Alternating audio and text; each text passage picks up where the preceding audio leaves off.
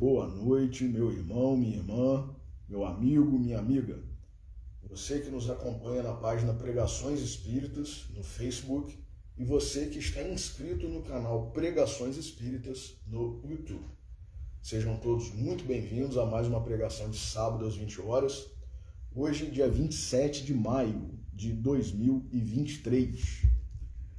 Como leitura preparatória para a nossa prece, nós vamos ler do Evangelho de Lucas, capítulo 16, versículos 19 a 31. É a parábola do rico e Lázaro. Havia um homem rico que se vestia de púrpura e linho fino, deleitando-se a cada dia esplendidamente. E um pobre, de nome Lázaro, coberto de chagas, estava lançado junto ao portão dele, desejando saciar-se do que caía da mesa do rico. Além disso, os cães vinham lamber-lhe as chagas. E sucedeu que, ao morrer o pobre e ser levado pelos anjos para o seio de Abraão, morreu também o rico e foi sepultado. No Hades, levantando os olhos, estando em tormentos, viu Abraão de longe e Lázaro em seu seio. Ele, chamando-o, disse: Pai Abraão, tem misericórdia de mim. Envia Lázaro para que mergulhe na água a ponta do seu dedo e me refresque a língua, porque estou aflito nesta chama. Disse Abraão: Filho, lembra-te as tuas coisas boas durante a tua vida, e Lázaro, do mesmo modo, as coisas mais. Agora ele está sendo consolado aqui, e tu estás aflito. Além disso tudo, foi estabelecido um grande abismo entre nós e vós, a fim de que os que queiram atravessar daqui para vós não possam, nem atravessem de lá para nós. Disse: Sendo assim, peço a ti, Pai, que o envies para a casa de meu pai, pois tenho 5 irmãos, para que lhes testemunhe, a fim de que eles também não venham para este lugar de tormentos. Diz Abraão: eles têm Moisés e os profetas. Ouçam a eles. Ele disse: Não, pai Abraão, mas se alguém dentre os mortos for até eles, se arrependerão. Disse-lhe: Se não ouvem a Moisés e aos profetas, mesmo se alguém se levantar dentre os mortos, não serão persuadidos. Vamos fazer a nossa oração. Jesus, nosso Mestre, Deus, nosso Pai, amigos e benfeitores espirituais, espíritos familiares e simpáticos, nossos anjos guardiães, a vós pedimos a bênção, a intercessão, a inspiração neste momento em que nos reunimos em Teu nome, Senhor Jesus, para estudarmos as Tuas lições, hoje, sobre essa importantíssima lição que Tu contaste na parábola do rico e Lázaro, e que nós tenhamos a nossa mente, a nossa percepção aumentados, alargados, e possamos captar da melhor forma, da forma mais pura, da forma mais límpida, mais verdadeira, tudo o que nos será trazido na noite de hoje, agradecendo antecipadamente por mais esta bênção, por mais essa oportunidade e pedindo permissão para iniciarmos a pregação de hoje. Que assim seja. Meus irmãos, Jesus era, é e sempre será maravilhoso, fantástico, o mestre dos mestres. Por quê? Porque Jesus, com as suas histórias simples, acessíveis a todos, tanto da sua época quanto dos tempos que já passaram posteriores a Jesus, como hoje nós outros, temos condições de perceber a profundidade, a grandeza das suas lições. E ainda por cima, ao longo da história da humanidade, mais recentemente com a doutrina espírita, os espíritos, sejam eles encarnados como grandes missionários do catolicismo, grandes missionários do protestantismo, grandes missionários da Igreja Ortodoxa cristã e grandes missionários do espiritismo, estando encarnados ou no plano espiritual, como desencarnados, têm nos ajudado a compreender essas lições, essas histórias, esses ensinamentos de Jesus. Mas, mesmo com a nossa pequenez, com a nossa incapacidade, pela leitura da parábola, como nós fizemos aqui como leitura de preparação para a prece, leitura inicial, já podemos extrair algumas coisas que a nossa pequenez, a nossa ignorância, a nossa imaturidade espiritual já permitem que todos nós extraiamos esse mínimo de significados, né, de lições, de ensinamentos dessa parábola. Primeiro, Jesus fez questão de nomear o pobre. E por que será que Jesus não nomeou o rico? Porque, como Jesus já havia falado, né, em outra passagem, em outro momento de sua vida, em outra lição, é mais fácil um camelo passar pelo buraco, pelo fundo de uma agulha, do que um rico entrar no reino dos céus. E por que ele disse isso?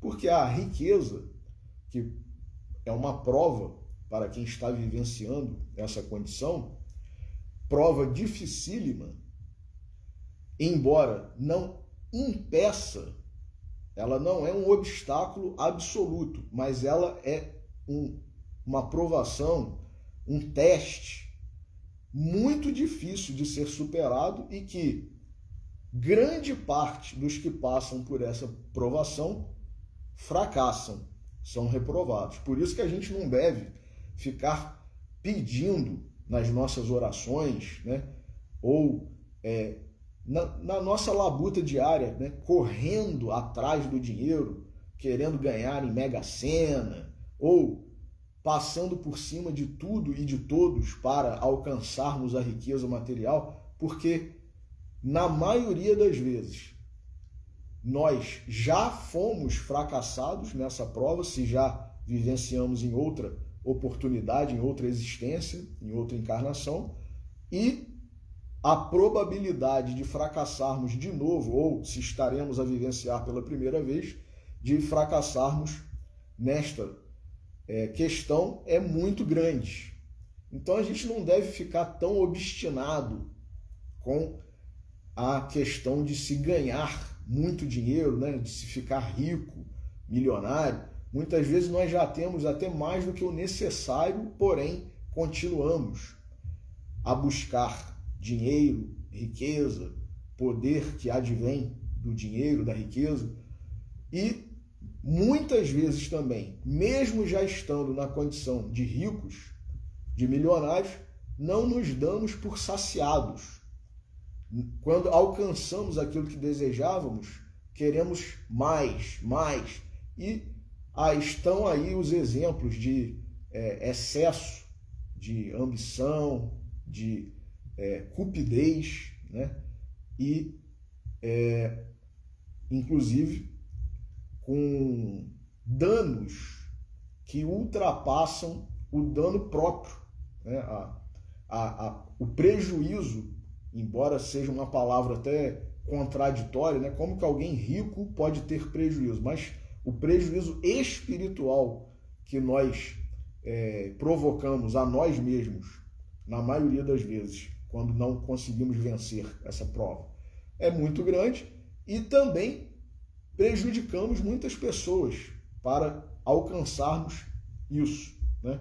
Estão aí os exemplos de corrupção, inclusive, envolvendo pessoas poderosas, ricas, que prejudicam toda uma população de um país, ou de um estado, ou de uma cidade, e não se dão por satisfeitas, querem cada vez mais. Então, se nós pudéssemos evitar, embora num dado momento da nossa trajetória espiritual, provavelmente nós passaremos por essa prova. Mas não queiramos, né, não por acaso, dentre os 7 pecados capitais está a avareza ou ganância, né? Então, não corramos atrás de dinheiro de forma tão desenfreada, obstinada, né, que muitas vezes vira até uma obsessão. Pessoas que deixam de fazer outras coisas importantes, dar atenção à sua família, cuidar de si mesmas, né, porque estão envolvidas com o ganhar dinheiro, né? Então, por que Jesus fez questão de nomear Lázaro, que é um mendigo nessa história, nessa parábola, e não nomeou o rico? Justamente por isso. Porque o padrão da prova da riqueza é que quem passa por ela, geralmente, fracassa. Então não há necessidade de se nominar, porque é a maioria. Já Lázaro, como um pobre na parábola, na história, que estava vivenciando de forma digna, humilde, resignada e fazendo o que estava ao seu alcance para tentar superar aquelas dificuldades, sem, como nós veremos aqui, sem inveja. Ele não estava querendo, meus irmãos, o que o rico tinha. Jesus foi muito claro aqui quando ele disse: e um pobre de nome Lázaro, coberto de chagas. Quer dizer, ele estava numa situação que ia além da questão da miséria, da fome. Ele estava numa situação de saúde precária. Talvez isso o impossibilitasse de trabalhar, porque nós sabemos que, embora, né, a alimentação mínima, básica, seja inclusive um fator de saúde, porque quem está desnutrido, né, quem não tem a alimentação mínima, correta, necessária para a sua sobrevivência, fica com a sua saúde debilitada. Não por acaso as campanhas, as ONGs que visam a diminuição, né, ou a erradicação da fome com relação a crianças, por exemplo, né, porque é a fase em que a subnutrição ou a desnutrição mais afetam o ser humano, porque é a fase em que estão a se desenvolver, né, a se completar os órgãos do corpo humano, né, o desenvolvimento do cérebro. Então, nesse momento da vida corporal, né, de carne, se não houver uma alimentação correta, toda uma saúde ao longo da vida daquele ser humano será prejudicada. Então ele vai ter não somente problemas aí, intelectuais, né, de cognição, muitas vezes, por causa da subnutrição ou da desnutrição, como também vai ter um organismo fraco, né, com poucas defesas, né, poucos anticorpos, o sistema aí, né, imunológico deficiente por conta disso. Então, esse Lázaro, esse pobre da história, estava numa situação que ia além da fome simplesmente, né? Ele não estava apenas com fome, ele estava num estado de saúde, de miséria total, de falta de comida, falta de saúde, falta de condições de trabalhar, de viver. Mas estava, vejamos, ele não estava em simplesmente algum lugar pedindo, ele procurou justamente aquela pessoa que poderia ajudar-lhe, que era um rico, né? Então, Jesus, ele dá muitos ensinamentos aqui com essa parábola. O Lázaro, ele foi até o lugar onde ele poderia ser ajudado. E não, como diz Jesus aqui, coberto de chagas, estava lançado junto ao portão dele. Dele quem? Do rico. Desejando saciar-se do que caía da mesa do rico. O que Lázaro queria, esse pobre, dessa história, dessa parábola, era apenas o necessário à sua sobrevivência. E tal era o seu estado de miséria, de necessidade, de precariedade, que Jesus disse: os cães. Aí a gente entra também numa outra questão. Como os animais, meus irmãos, nos ensinam.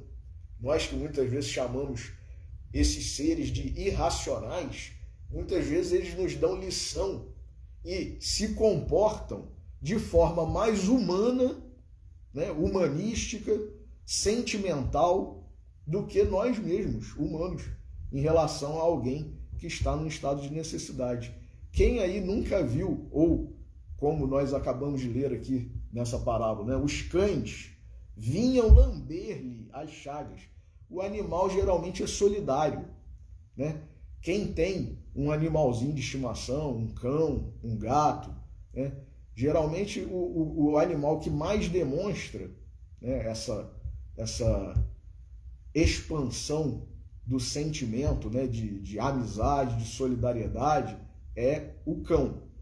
Mas os gatos também, né, e outros animais. Inclusive nós temos exemplos aí, quem nunca viu, né, um vídeo de um animal de uma determinada espécie adotando, cuidando de filhotes de outras espécies. Quer dizer, olha que interessante, né, o instinto, né, o amor presente nos seres que nós chamamos de irracionais, né, que não pensam. E muitas vezes nós que somos o ápice da criação divina, vemos determinadas cenas e sequer nos compadecemos, né? Fingimos que não estamos vendo, fingimos que não é exatamente aquilo, que pode ser uma armação, né? Alguém se passando por e não sendo um necessitado. Enfim, a nossa mente, né, de espíritos ainda inferiores, atrasados, né, egoístas, julgadores, muitas vezes nos impede de ver com bons olhos, né, de não julgar, de ter um momento, ainda que seja um momento de compaixão, de caridade. E os animais, sendo supostamente irracionais, não tem nada disso. Eles vão lá e se colocam, né, a ajudar, a se solidarizar minimamente, quando não podem fazer algo efetivo, como está na parábola aqui narrada por Jesus, de lamber as feridas daquele mendigo. Eles se colocam junto a nós, pelo menos. Se nós estamos tristes, né, depressivos ou aborrecidos com alguma coisa, o animal vem e se coloca ao nosso lado, né, fica ali, né, fazendo aquela companhia silenciosa que muitas vezes vale mais até do que uma companhia falsa, né, de alguém que tenha palavras da boca para fora apenas para dizer que está fazendo a sua parte. O animal está ali solidário, quieto, né, porque não tem como se expressar com palavras como nós humanos, mas está ali se solidarizando, né? Muitas vezes até se expande em colocar a patinha, né, no nosso braço, na nossa mão, né, vir para o nosso colo, quer dizer, demonstrando que está percebendo ali tudo que nós estamos passando. E nós, muitas vezes, seres, né, pensantes, inteligentes, né, não temos um mínimo de expressão de solidariedade, de compaixão, de caridade. Então, os cães aqui estavam a perceber a necessidade de Lázaro e faziam o que estava ao seu alcance, que era tentar aliviar um pouco, né, as dores, né, o mal-estar, talvez, que aquelas feridas estivessem a provocar naquele mendigo. E sucedeu, né, e antes disso, né, antes de abordar a desencarnação tanto de Lázaro quanto do rico. Então, voltando, Lázaro, ele estava à porta daquele rico, desejando saciar-se do que caía da mesa. Ele não estava querendo que o rico tirasse do que lhe fizesse falta, do que lhe fosse essencial. Não. Ele não estava querendo o mesmo que o rico tinha. Ele não queria passar a condição de rico. Ele não estava intentando à porta do rico uma forma de assaltar, sequestrar, invadir aquela mansão, aquela casa, aquela propriedade. Nada disso. Não estava corrompendo os trabalhadores que trabalhavam para aquele rico. Nada disso, meus irmãos.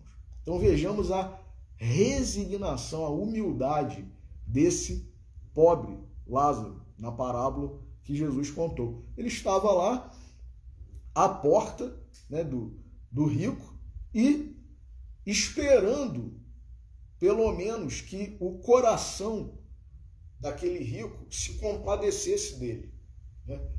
Então, não fez nada de errado, não se desvirtuou para o mundo do crime, né? Não assaltou, não sequestrou, não matou o rico, né? Não invadiu propriedade alheia, não corrompeu seus servos, né, na casa lá onde, né, eles trabalhavam para o rico. Nada disso. Queria apenas saciar-se do que caía da mesa do rico. Jesus foi muito claro. Então, quer dizer, era o que sobrava. Aquilo que muito provavelmente seria jogado fora, né? Como nós, muitas vezes, quando nós avaliamos o nosso lixo, meus irmãos, aí é que nós vemos como nós somos atrasados, né? A quantidade de coisa que a gente desperdiça, joga fora, isso é um sinal, é um reflexo do atraso, né? E Lázaro queria apenas isso, o que bastava para lhe saciar as necessidades mínimas. E aí aconteceu que a morte, né, a desencarnação, alcançou ambos. Sucedeu que, ao morrer o pobre e ser levado pelos anjos para o seio de Abraão, morreu também o rico e foi sepultado. Quer dizer, Jesus também deixou claro que o pobre, talvez, Lázaro, sequer tenha sido sepultado. Morreu como um indigente, não tinha um sepulcro, né? E o rico não, foi sepultado, né? Deve ter tido todo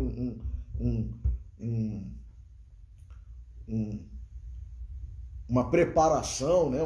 Um velório, um ritual, né? Faltou-me a palavra, um ritual fúnebre, né? Que era condizente com as suas posses, com as tradições, os costumes da sua sociedade, da sua época. E Lázaro não teve nada disso, né? Mas Lázaro, levado pelos anjos para o seio de Abraão, significa que estava numa condição espiritual, porque quem era Abraão? Abraão era e é até hoje, né, perante os judeus, os hebreus, os descendentes, né, dos primeiros povos daquela região lá, era e é considerado patriarca. Era aquele espírito missionário de altíssima envergadura espiritual, compromissado com Jesus, com o nosso Pai Celestial Deus, a vir dar testemunho de sua fé. Foi Abraão que ofereceu, meus irmãos, o seu filho, Isaque, em sacrifício, porque havia ouvido, né, recebido a ordem de Deus, do Senhor, para que fizesse. E tamanha foi a sua fé, sua demonstração de obediência, de fé, que Deus resolveu poupá-lo e evitou que Isaque fosse de fato sacrificado, né? Daí em diante, houve uma série de pactos, né, de acordos, digamos assim, estabelecidos para toda a posteridade entre o Senhor Deus e Abraão, inclusive, por exemplo, o pacto da circuncisão, né, dos filhos de hebreus, de judeus, que permanece até hoje, né, foi estabelecido com Abraão. A pessoa, né, encarnada, o espírito encarnado que recebeu essa regra, né, e estabeleceu na sua sociedade, na sua comunidade, e acabou virando um costume, um pacto que permanece até hoje entre os judeus, foi justamente Abraão, né? Então, tamanha era a sua envergadura, né? Podemos, de certa forma, compará-lo, assemelhá-lo, né, a Moisés, que recebeu, né, os 10 mandamentos, né?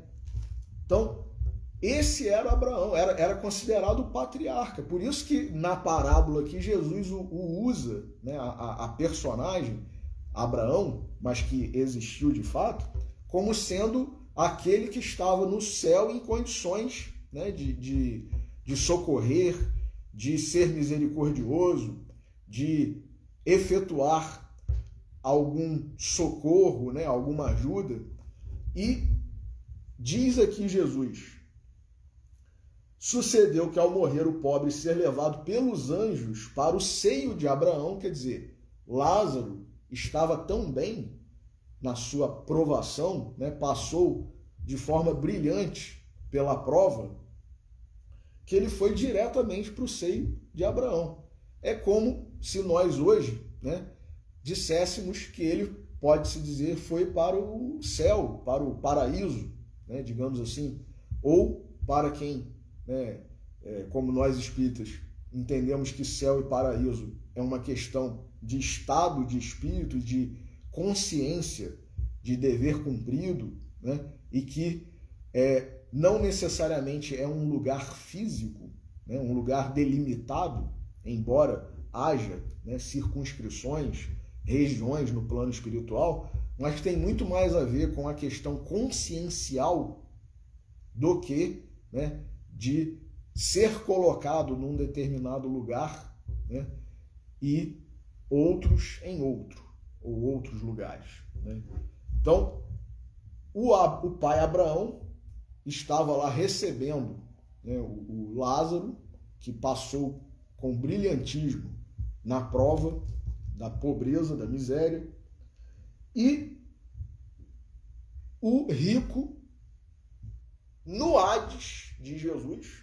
Quer dizer, Hades, nós sabemos do grego, lá da mitologia, é a região, né, do inferno lá, onde o deus grego, né, ficava tomando conta lá dos que morriam e eram, né, endereçados, né, a esse local de penúria, de sofrimento na outra dimensão, no plano espiritual. Então, ele, o rico, levantando os olhos, quer dizer, olha que coisa também interessante Jesus, né? Sinalizando que quem está numa condição melhor está no alto, acima, e quem está numa condição pior está abaixo, né? Está numa condição inferior. Levantando os olhos, estando em tormentos, quer dizer, em sofrimento, viu Abraão de longe e Lázaro em seu seio. Ele viu tanto o patriarca, o Todo-Poderoso, aquele que simbolizava, né, o Deus, nosso Senhor, como viu também Lázaro. Ué, mas olha que interessante. Ele não deu as mínimas para Lázaro enquanto ele estava encarnado, mas ele sabia quem era Lázaro e que Lázaro estava à sua porta, porque ele reconheceu no plano espiritual. Se Lázaro fosse um mero desconhecido desse rico, ele teria visto alguém com o pai Abraão e não teria sabido quem era, né? Mas ele reconheceu. Então, quer dizer, ele foi de fato, esse rico, um egoísta, um indiferente, um insensível, né? Ele sabia quem era Lázaro, sabia da situação de Lázaro, sabia que Lázaro estava à sua porta, precisando, pedindo de forma silenciosa, porque é o que muitos benfeitores também nos ensinam, é muitas vezes a pobreza envergonhada. A pessoa às vezes não tem, meus irmãos, condição de sequer verbalizar o que está precisando, o que está querendo, né, o que está pedindo. Apenas coloca-se ali, né, talvez para não nos incomodar, justamente. Ah, eu não vou falar nada, não vou bater a campainha, não vou bater palma, né? mas está ali. E a gente finge que não tocou a campainha, eu vou atender para quê? Então é porque não está precisando. Então, quer dizer, a nossa caridade, muitas vezes, é aquela caridade que humilha, né? Que constrange, e existe a pobreza envergonhada, né? Aqueles que não sentem, né, condições, não têm coragem, muitas vezes, de verbalizar, seja porque tem vergonha mesmo da condição em que estão, seja porque não querem sequer perturbar-nos.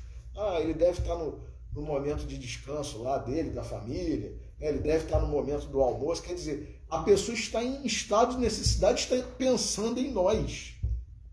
Vejamos isso, meus irmãos. Então, ele, Lázaro, conhecido do rico, né?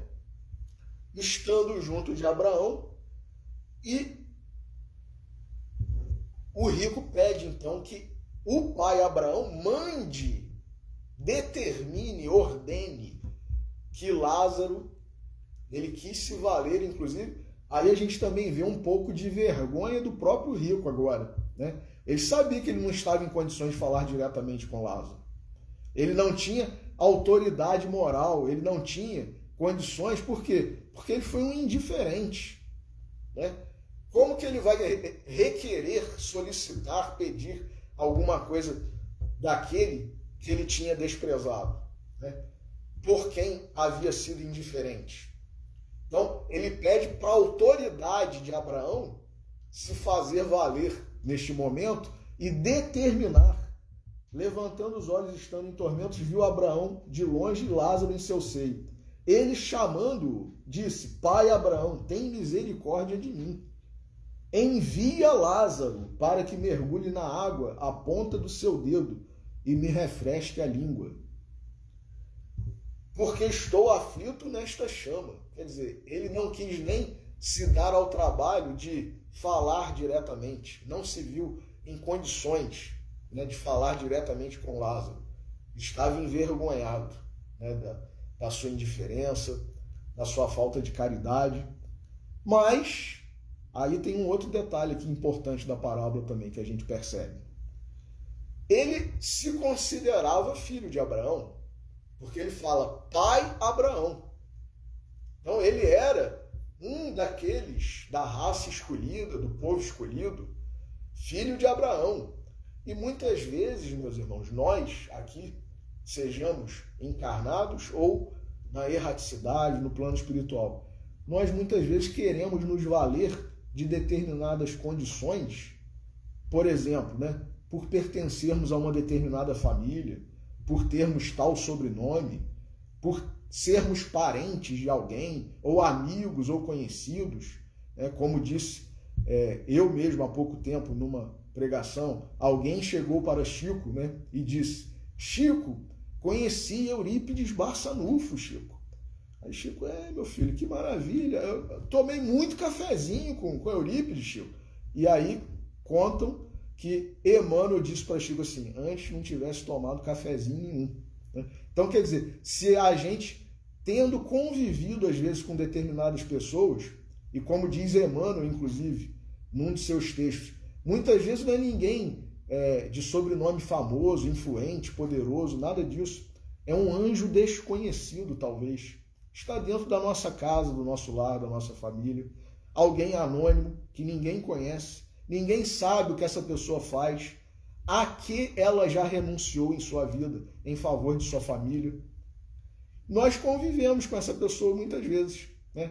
Às vezes é um pai, é uma mãe, é um avô, uma avó, um tio, uma tia, ou um filho, uma filha, um neto, uma neta, um sobrinho, uma sobrinha. E estamos lá convivendo. E aí não nos damos conta da grandiosidade, da oportunidade que estamos tendo. E às vezes, mais do que isso, né, é alguém sim de relevância no âmbito social, né, alguém que realmente veio com uma missão um pouco maior do que essa, de se circunscrever à sua família, ao seu lar, né? E às vezes achamos que eu sou parente de fulano, né? Eu sou primo em terceiro, em quarto grau de Beltrano, né? Ou, quando a gente é mais próximo, né? Eu sou filho, eu sou neto, eu sou sobrinho, eu sou marido, eu sou mulher de fulano, de Beltrano. E o que isso significa? Nada, porque a convivência, né, com essa pessoa, com esse espírito, muitas vezes missionário, não adiantou nada, não está adiantando. Então, ser filho de Abraão, ser do povo escolhido, adiantou o quê para esse rico? Nada. E tanto ele era filho de Abraão, que o próprio pai Abraão responde para ele: filho. Então, quer dizer, ele de fato era filho de Abraão. Lembra-te as tuas coisas boas durante a tua vida. Olha quanta oportunidade que a gente tem. E às vezes, também é uma outra condição que acontece.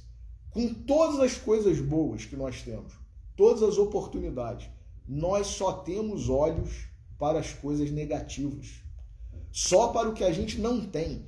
Ah, eu não tenho isso, eu não tenho aquilo, eu não consigo isso, eu não consigo aquilo. Mas e o que nós conseguimos? O que nós temos? O que nós já vencemos, meus irmãos? Então a gente despreza essas oportunidades, essas bênçãos que já conseguimos. E ficamos olhando, né, focados apenas no que nos falta, no que nós ainda não conseguimos, no que nós desejamos. E o que nós já alcançamos, o que nós já vencemos, o que nós estamos tendo, não é mesmo? Então, termos uma condição, né, e não sabermos valorizar, não sabermos aproveitar.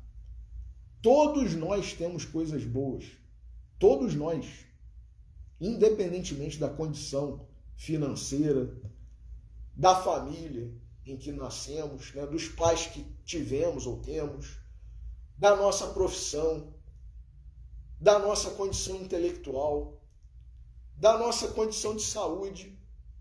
Quantos exemplos de superação nós temos, né? Pessoas com limitações que nós não temos, essas limitações, e as pessoas superam as suas limitações. E nós, às vezes, ficamos inventando desculpas para deixarmos de fazer isso ou aquilo. Não é verdade? Então, Abraão respondeu para ele, filho. Quer dizer, confirmou. Ele era filho de Abraão, sim. Mas o que ele tinha feito dessa condição de filho de Abraão? Como ele tinha aproveitado, vivenciado essa condição?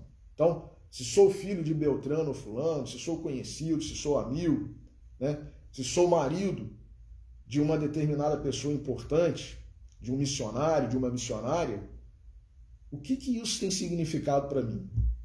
O que isso tem feito para que eu seja uma pessoa melhor, né? E não ficar, né, como disse no popular hoje, né, tirando onda, né, esbanjando uma condição que o espírito é cada um. Inclusive, já nós faremos uma abordagem, né, também dessa parábola do rico e Lázaro, com a questão da parábola das 10 virgens. Então, não adianta, como está aqui na parábola do rico e Lázaro, que ele pediu ao pai Abraão que mandasse Lázaro, né, molhar o dedo na água, e aí a gente tem a simbologia da água viva que Jesus disse também naquele episódio da mulher samaritana, né, que foi buscar água no poço, né, e Jesus falou: a água que eu te der de beber, tu nunca mais terás sede, e não precisarás vir ao poço para buscar novamente água. E ela fala: então, Senhor, me dê dessa água, né, para que eu não precise mais voltar aqui. Mas não é a água material, a água mineral, a água da torneira, né, a água da fonte, não é essa. É a água viva, é a água que dessedenta as necessidades espirituais que nós temos. E era exatamente isso que o rico estava vivenciando. No plano espiritual, ele estava com necessidades espirituais, viu que Lázaro estava em condição, tinha já alcançado essa água viva e pediu exatamente uma migalha, aquilo que Lázaro, embora não tivesse verbalizado, esperava que a compaixão desse mesmo rico cedesse para ele quando ainda encarnado, né? O que caía da mesa daquele rico. Então, Lázaro esperava uma migalha de pão, né, de comida. E o rico agora, no plano espiritual, esperava uma migalha dessa água viva, dessa bênção, né, desse alimento, dessa água que nos dessedenta, nos alimenta, nos sacia espiritualmente. E ele pede, né, ao pai Abraão: envia Lázaro, porque estou aflito nesta chama. Então é a chama da nossa consciência, pesada, culpada. É isso que faz existir o inferno, né? O nosso remorso, a consciência de que nós erramos, não fizemos o que deveríamos fazer, né? E aí, só fazendo um parênteses aqui também, a gente lembra da questão 642 do Livro dos Espíritos. 642. Para agradar a Deus e assegurar a sua posição futura, vejamos, bastará que o homem não pratique o mal? Porque muitas vezes, meus irmãos, nós, ao longo da nossa trajetória, da nossa encarnação, né, ou das nossas encarnações, nós não chegamos a fazer o mal a alguém. Muitas vezes adquirimos a riqueza com o nosso trabalho honesto, não prejudicamos ninguém, não ultrapassamos, né, a barreira do legal, do moral, né? Não fizemos nada ilegal, não fizemos nada imoral para alcançar essa riqueza. Outras recebemos a riqueza proveniente de uma herança. Então, sequer fizemos alguma coisa, né, para alguém dizer: ah, mas foi fruto de um trabalho que pode não ter sido tão honesto. Não, foi uma herança, né? Então, não fiz mal nenhum para receber isso. Não alcancei essa riqueza, essa condição em que estou, fazendo mal a alguém, passando por cima de alguém, prejudicando, né, tirando do meu caminho, caluniando, para que em vez de ela ser promovida, eu seja, né? Nada disso. Mas não fizemos o mal, mas não fizemos o bem. Para agradar a Deus e assegurar a sua posição futura, bastará que o homem não pratique o mal? Perguntou Kardec. Questão 642 de O Livro dos Espíritos. Resposta dos Espíritos Superiores: não. Então, basta não fazer o mal para agradar a Deus e assegurar uma condição boa no plano espiritual, na vida futura? Não, não basta. Cumpre-lhe fazer o bem no limite de suas forças. No limite de suas forças. Porquanto responderá por todo o mal. Por todo o mal. Ué, mas ele não disse que não fez mal nenhum? Se basta não fazer o mal? Vejamos. Responderá por todo o mal que haja resultado de não haver praticado bem. Então, é um exemplo que eu costumo dar muitas vezes, né? A pessoa viu, né, alguma cega tentando atravessar a rua. Viu, mas olhou para o relógio e eu não vou poder parar agora para ajudar essa senhora, esse senhor. Alguém vai vir ajudar.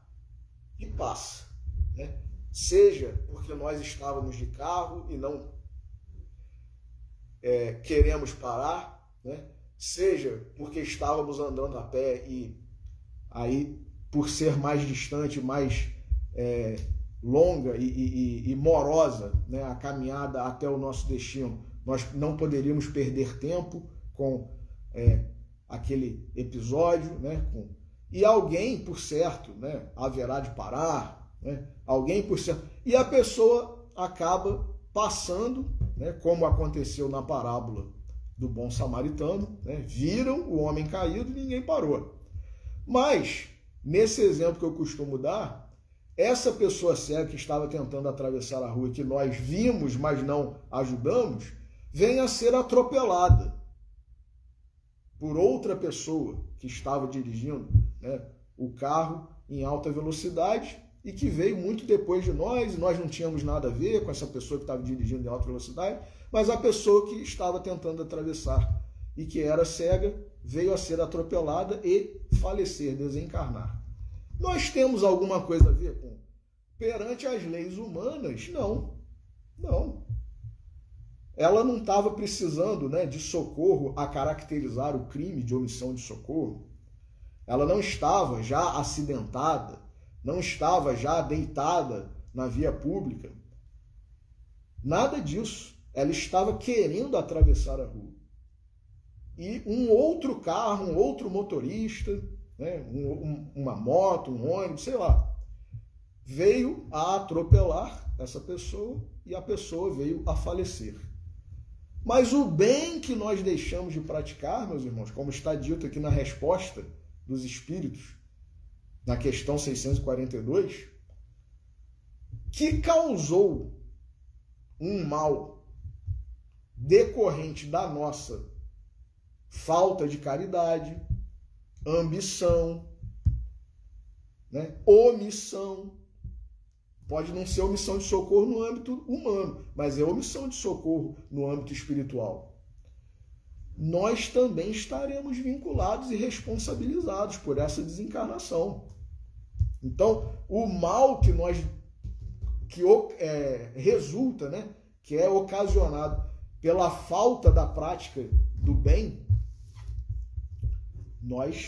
está aqui a resposta dos Espíritos. Isso é para fazer a gente pensar e viver com outros olhos a nossa vida, né? Não basta não fazer o mal, cumpre-lhe fazer o bem no limite de suas forças, porquanto responderá por todo mal que haja resultado de não haver praticado o bem. Puxa vida, né? Aí a gente às vezes faz uma oração só, né? Tomara que aquela pessoa consiga atravessar a rua e tal. Isso é caridade? Não. Isso é uma desculpa que a gente atribui, né, a si mesmo para ficar com a consciência tranquila. Bom, eu não pude socorrer, ajudar a atravessar, mas pelo menos eu orei. Meus irmãos, a resposta que os Espíritos dão à questão 642 de O Livro dos Espíritos é séria. Todo mal que resultar da ausência da prática do bem vai recair sobre nós. Então é sério, né? Então, continuando aqui.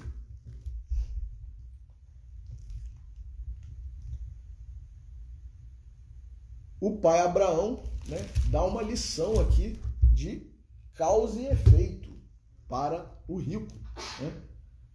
E de como nós devemos passar pela nossa vida. Filho, lembra-te as tuas coisas boas durante a tua vida. E Lázaro do mesmo modo. As coisas mais. Quer dizer, muitas coisas que nós vivenciamos e que nós achamos boas, na verdade, são um teste, uma provação. Ah, que vida maravilhosa que eu tenho. É tudo que eu queria e tal. É uma maravilha. Eu tenho tudo do bom e do melhor, né? Tem saúde, tem... Cuidado, porque você está sendo provado, né? E que uso, né, você está fazendo dessas benesses todas, né? E enquanto a outra pessoa, muitas vezes, numa situação precária, de miséria, de falta de tudo, né, está também passando por uma provação, mas que muitas vezes, se nós tivermos resignação E não precisa ser também uma vida de extrema pobreza, de extrema dificuldade. Às vezes é um momento da nossa vida pelo qual nós passamos por alguma turbulência, né? Deixamos de vivenciar aquela condição um pouco melhor, um pouco mais tranquila, e aí a gente já fica, né, emburrado, né, revoltado, com a cara amarrada, e não fala mais bom dia, boa tarde, boa noite para ninguém, né?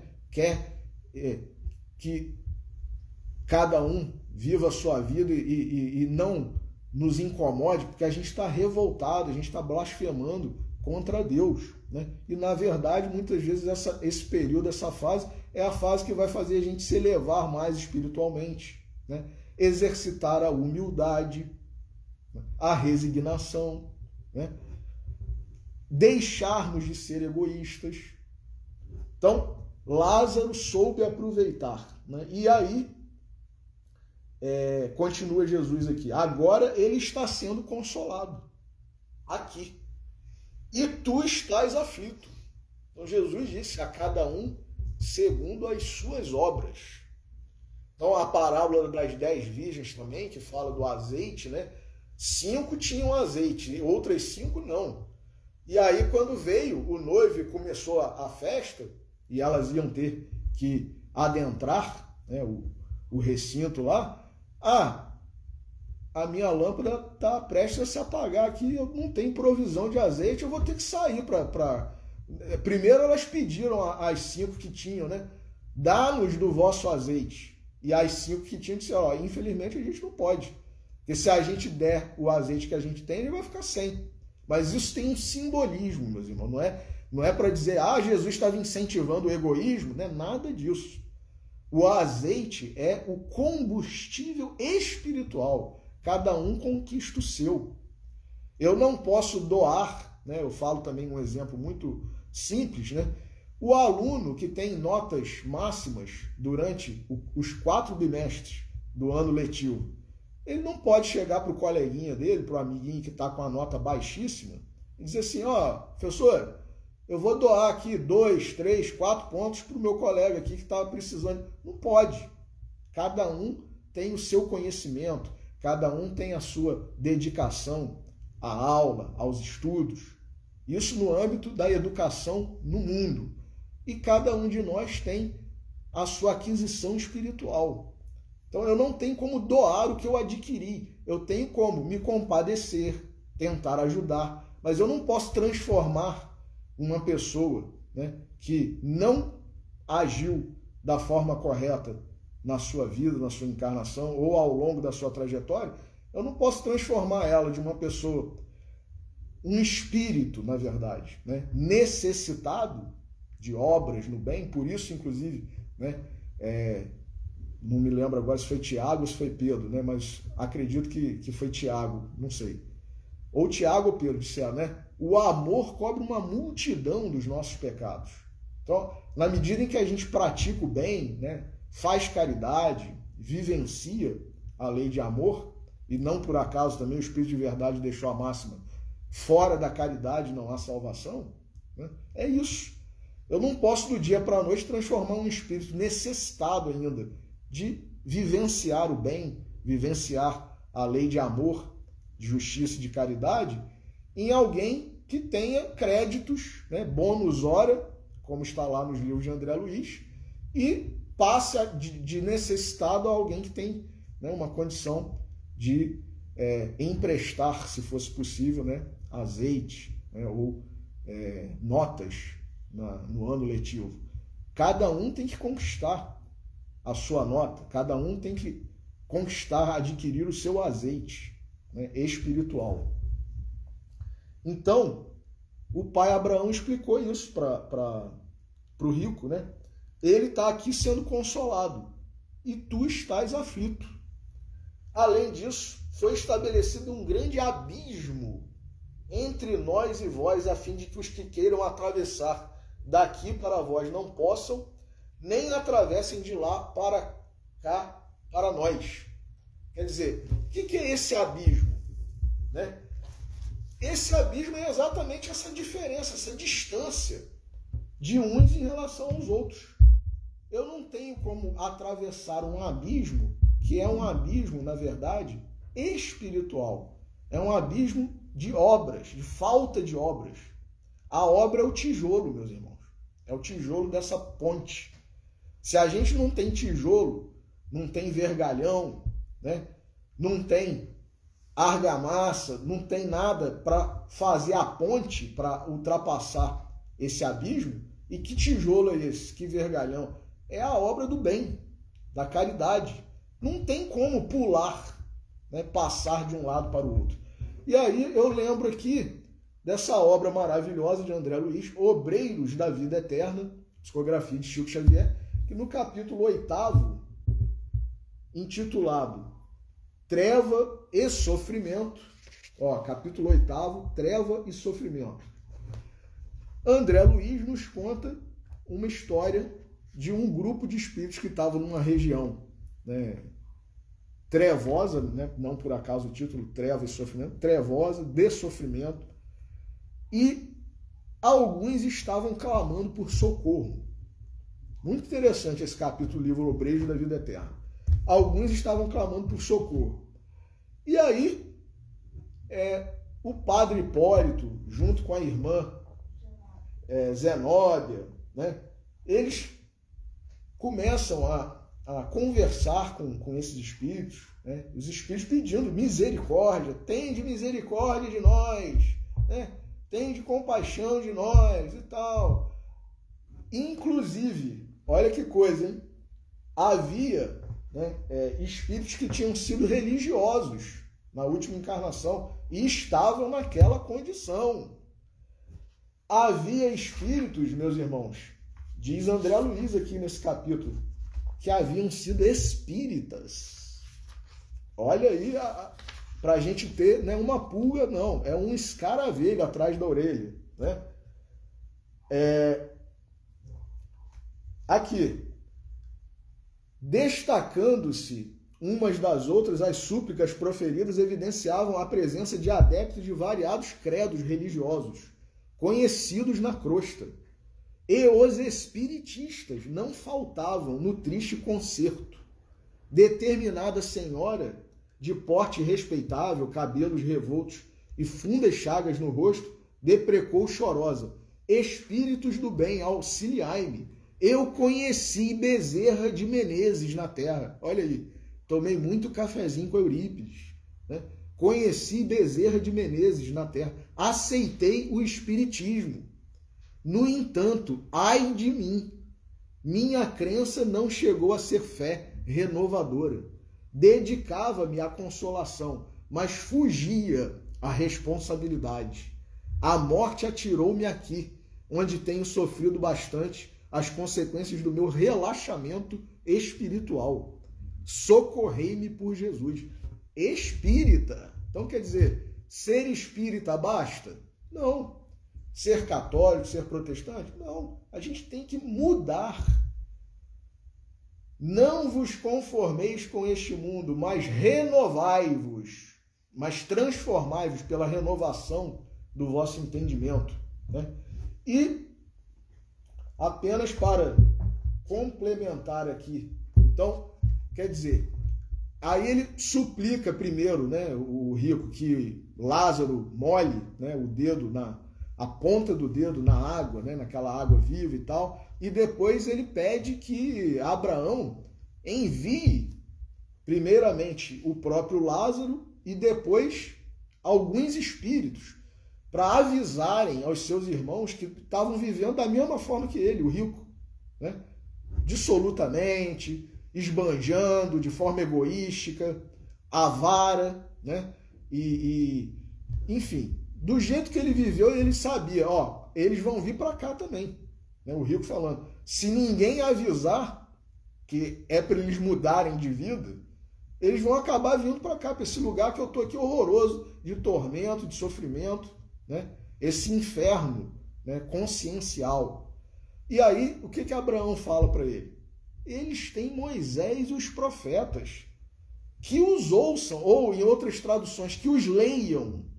Então, muitas vezes, nós temos tudo à nossa disposição, meus irmãos, e não aproveitamos, né? Nós temos os livros, nós temos o Evangelho do nosso Senhor Jesus Cristo, Nós temos os livros católicos aí, né, de grandes missionários, grandes intérpretes do catolicismo à nossa disposição. Nós temos os livros protestantes, né? Professor Clóvis Tavares, né, um dos maiores espíritas que já passou, né, pela face da Terra, sabemos, espírito de alta envergadura, né? Ele sabia valorizar obras que não eram espíritas apenas, né? Lógico, as obras espíritas, principalmente as psicografadas por Chico Xavier, com certeza. Mas ele sabia valorizar, por exemplo, um Dwight Moody, um grande protestante, né? Um Charles Spurgeon também, né? E outros mais da Igreja Católica, né?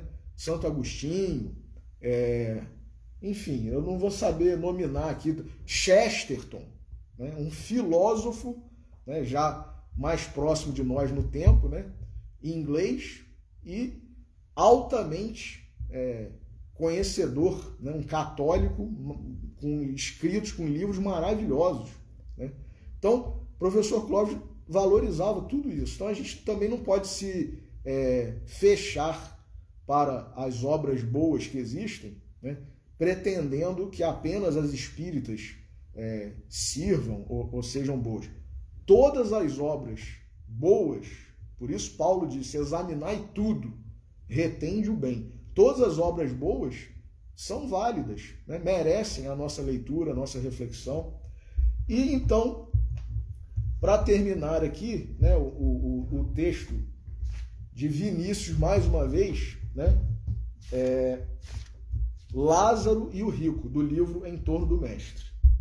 Consoante se infere do assunto a que se acha subordinada a parábola evangélica, cujo título nos serve de epígrafe, parece que melhor lhe assentaria a denominação seguinte, o pobre e o rico.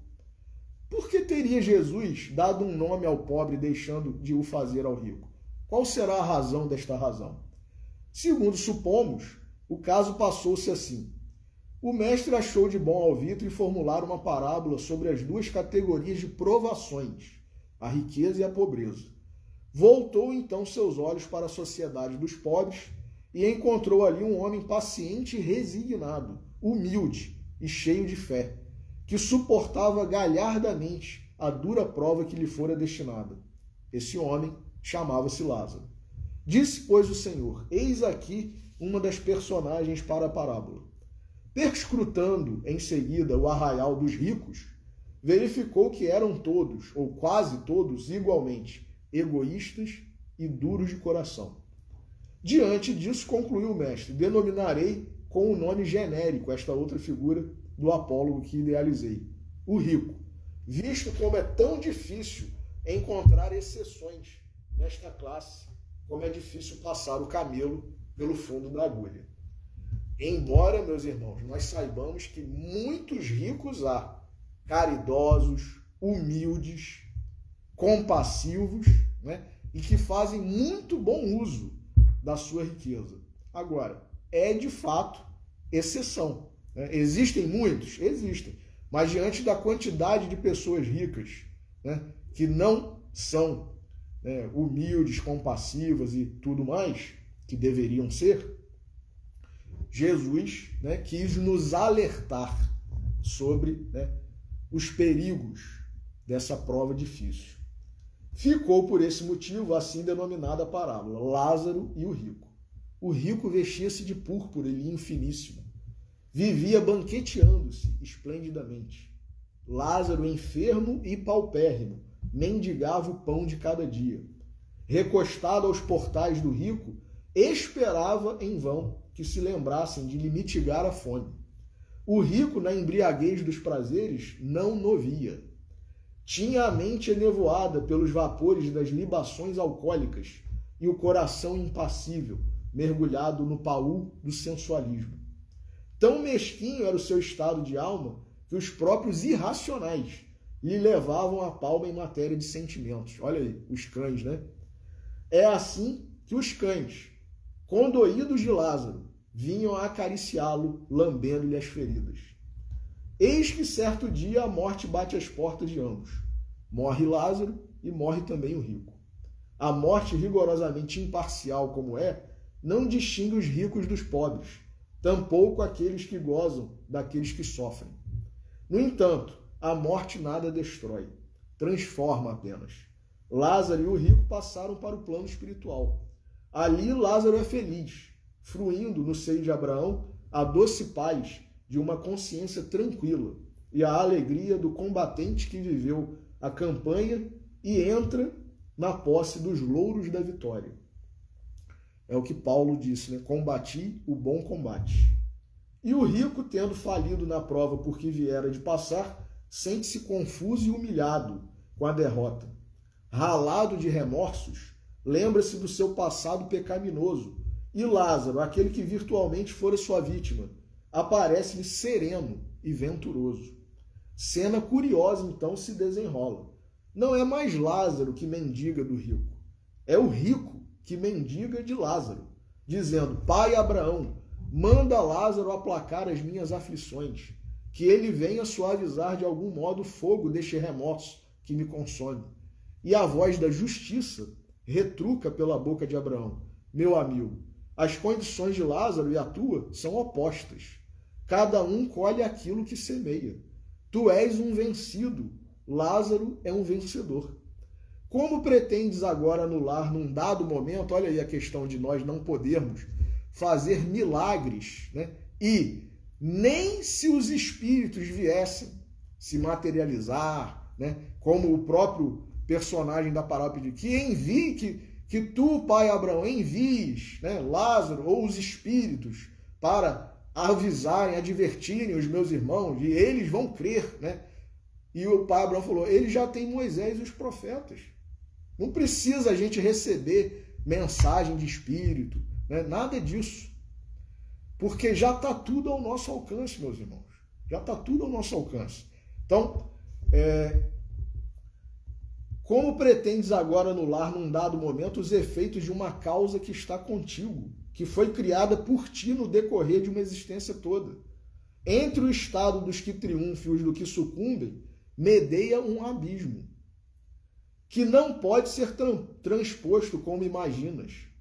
A natureza não dá saltos. Olha aí, Vinícius pega a metáfora do abismo, né, para trazer a frase conhecida, a natureza não dá salto. Então não dá para a gente dar um salto, isso se a gente estiver na condição, né, de ajudar, né, no plano espiritual. Dar um salto e pronto, agora mudou tudo, resolveu. Não, nós temos que ir passo a passo, degrau a degrau, né, construindo com os nossos tijolos, né, essa ponte que vai permitir que nós passemos pelo abismo. Os efeitos de uma causa que está contigo, que foi criada por ti no decorrer de uma existência toda. Entre o estado dos que triunfam e dos que sucumbem, medeia um abismo, que não pode ser transposto como imaginas. A natureza não dá saltos. Este axioma é verdadeiro tanto no plano físico quanto no espiritual. Tens que esgotar o cálice, tens que pagar até o último ceitil. As responsabilidades contraídas na vida terrena acompanham o espírito onde quer que ele se encontre. Nada pode suspender o curso dessa lei. Ó pai Abraão, retruca o rico, cujos sentimentos começam a despertar graças ao aguilhão da dor. Manda alguém avisar meus 5 irmãos acerca destas coisas, a fim de evitar que venham a cair nestes tormentos. E a voz da justiça obtempera pela boca do patriarca. Teus irmãos estão, como estiveste, em provas. Lá mesmo na terra há quem os advirta sobre isso. Se eles não ouvem a esses, não ouvirão tampouco um mensageiro celeste. Quando os homens se entregam à loucura dos prazeres sensuais, ficam animalizados e inacessíveis às vibrações que os anjos lhes transmitem. Como queres, pois, que um espírito possa despertar teus irmãos quando não lograram despertar-te? A justiça se cumprirá com eles como está se cumprindo contigo. A dor ensiná-los-á a compreender a responsabilidade em que todos se acham perante a soberana e indefectível justiça de Deus. A dor os fará saber e sentir que aqueles a quem muito é dado seja em bens espirituais, seja em bens temporais, muito será exigido. Ensinará também que os homens são responsáveis não só pelo mal que praticam. Olha aí a questão 642, meus irmãos, de O Livro dos Espíritos. Ensinará também que os homens são responsáveis não só pelo mal que praticam, como o bem que, podendo, deixam de praticar. E o rico conformou-se, compreendendo que, termina Vinícius, dura lex, sed lex, ou seja, a lei é dura, mas é a lei. Então, meus irmãos, fica aí a reflexão para que nós sejamos mais caridosos, né? Cumpramos com a nossa criação, com a nossa essência, né? com a nossa condição de criatura, né?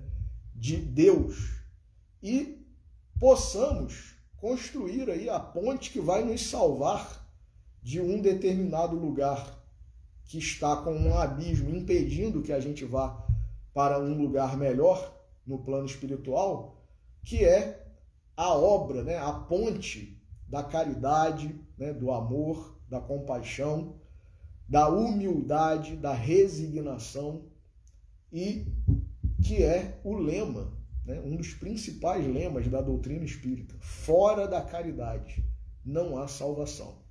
Então, que nós possamos agradecer a Deus por essas lições, né, que os Espíritos nos trouxeram, e que Ele nos abençoe, permitindo que nós encerremos a nossa reflexão de hoje.